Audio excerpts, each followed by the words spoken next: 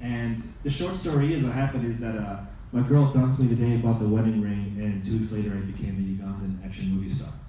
And so what happened was, I didn't want to go out, and I was kind of looking for work or something, looking for someone in film, but looking for something. And my plan was just to talk to anyone, everyone remotely invested in film.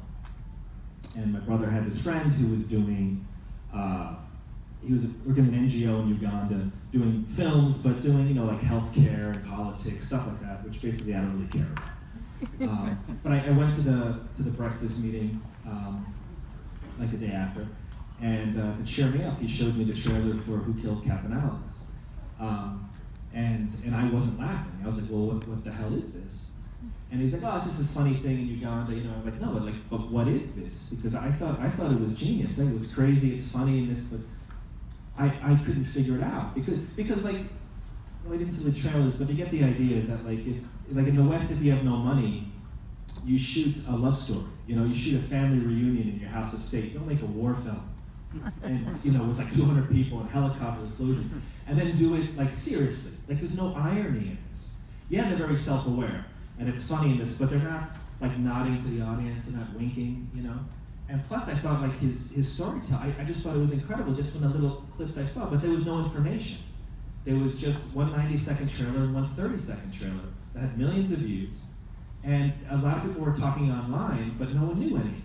They thought, well, maybe this is Saturday Night Live Nigeria, or maybe it's just a trailer but no movie. And I kept looking at it, and I'm like, no, I think this is legit. I think these are. I thought they were finished films that these trailers are pulling clips from. At the time, my background is I was in film production for years, and then I was a program director at a festival for a number of years as well. And so what that means is, I get production, but then also. Say in festivals, you're always dissecting films, and you're looking for 2 things. You're looking for, say, what is someone trying to say, and then how are they doing it, And usually you have something that's very slick, but maybe not terribly interesting. And what you want is something that is they're really trying something, but maybe it's busted. They don't really have a skill set yet, but they're really going for it. And that's what you kind of look for. And this stuff was just off the grid, and I couldn't get it out of my head. And so, that night, I bought a plane ticket to Africa. And then the next day I returned it because that's really stupid. And then the next day I bought it again because I gotta do this, because it'll haunt me. And that was it. I had no connection, to that part of the world at all. And some people, really want to travel through Africa, or they love giraffes or helping people. I don't give a crap, and it's kind of almost important to say. It's maybe a wrong thing to say, but it's like, I don't love Africa. Now it's different. Clearly, now I'm there and I'm very invested in such. But I went there because that's his damn address, and that's what people ask me, why am I there if I don't love it? Well, that's where he lives, And so I went there not really wanting to work with him per se, just I wanted to kind of understand it. And I thought I was going to meet someone like me, maybe, meaning a little crazy with a camera and some friends. And then when I showed up, that's not it at all, man. It's a village, And I think we think Captain Alex, we think is his 32nd feature film, and that makes this one his 35th, we kind of think. And we say that because most of them are lost from that early period, because he would build the computers out of scrap parts, and then the final product he'd put on DVD, and they make copies to sell just to the village, because they're shot in the local dialect. It's just for them. There's no hopes of getting out. It was just never part of the deal. It was just making it for them to entertain the village and make the next one.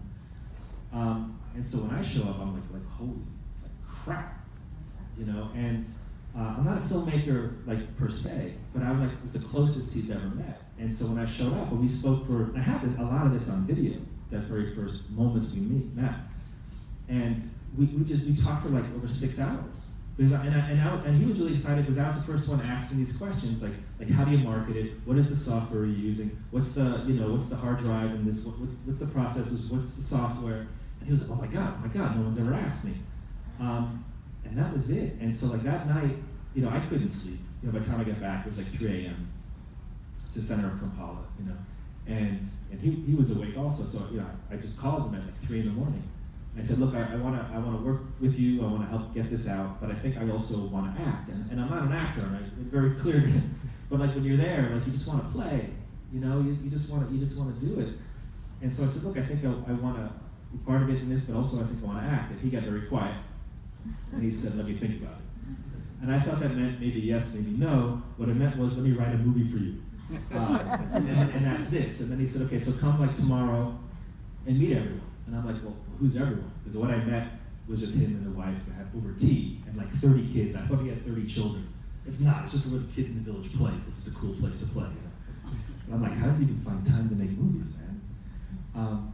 But then when he said meet everyone, it was that. It was like 60 people that first day, and it's everything. It's the hair and makeup, it's the prop department, it's the costumes in this, it's all the actors, and then all the kids, and all the kids are surrounding watching, and they're all mimicking.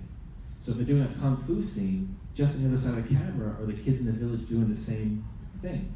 And then that was when Isaac really started, when I pointed that out and we're talking about the kids, that's when it started with Bad Black was the first one. We kind of incorporated the kids who are always dying to be in the movies, you know, they're begging to. The next film, and the film is finished, it's ready. I have to do a little technical stuff to it, but it's finished, is Crazy World. It's a child kung fu film. Is the next one. And then after that would be the horror stuff, like Eaten Alive in Uganda. There's another one called Njini Lan Twetwe, which is about a pumpkin that gets drunk and goes on a murder spree.